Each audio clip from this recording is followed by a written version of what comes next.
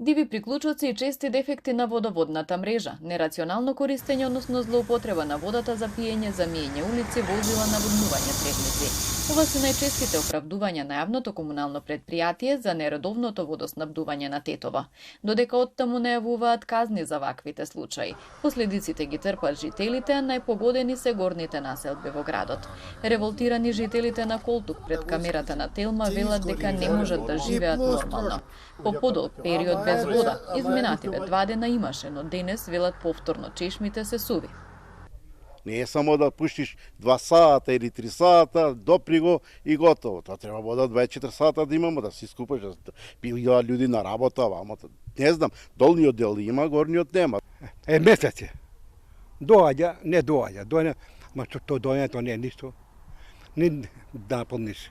Саквам вода, не кидово. Жителите бараат решавање на овој децениски проблем. Основното нас не е вода, таа вода така немамо.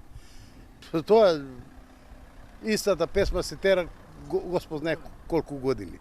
Откај сум роден, откај знаем ја, секоја година општинава од до година ќе имате вода, од оваа година, која е таа година, ја не знам, извор нов правиме, ова правиме, ништо секојаш, секоја. Од комуналното предпријатие велат дека прекините во водоснабдувањето се поради различни технички проблеми и неовластени интервенции на неодговорни граѓани.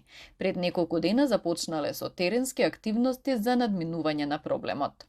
Проблеми со водоснабдувањето во одредени периоди имаат и зградите во градот кои немаат хидрофори.